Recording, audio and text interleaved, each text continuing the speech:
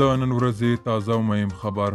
اسلامي امارات په افغانستان کې په څه بندیز ولګوو او ولې ټول افغانان خوښ کړه. سلام، وخت په خیر. که غواړئ پوه شئ ویډیو تر پایه وګورئ او که تر اوسه پورې مو وطن میډیا یوټیوب چینل نه وي سبسکرایب کړم د اوس یې سبسکرایب کړئ تر څو نوي او تازه معلومات تر تاسو در ورسیږي.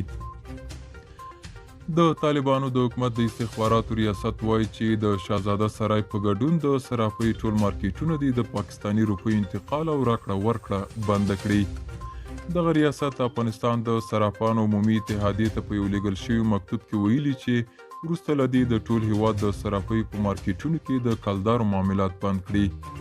په دغه مکتوب کې راغلي د استخباراتو ریاست د نهم مدیریت لخوا د هیواد د ټولو صرافۍ په مارکیټونو کې تاسو د اتحادیې لخوا خبر ورکول کیږي چې د دغه مکتوب د صادرېدو له نیټې څخه وروسته په ټول هیواد کې د کلدارو معاملات په کلي ډول سره بند دي.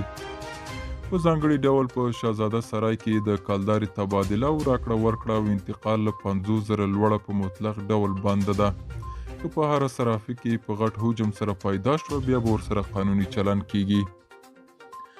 په مکتوب کې ویل شوي چې د شاهزاده سرای په ګډون په ټولو صرافیو کې تر 500,000 د ډیرو کلدارو انتقال په مطلق ډول بند دی.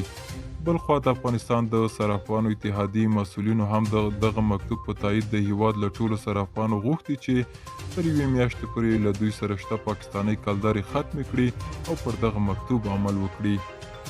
یا د اتحادیې صرافانو ته خبرداری ورکړی چې تر یوې میاشتې پورې به د دوی حساب ته کوم زیان نه رسیږي او ټینګار یې کړی چې تر دې مودې وروسته به د دې مکتوب له سرغړونکو سره قانوني چلن کیږي.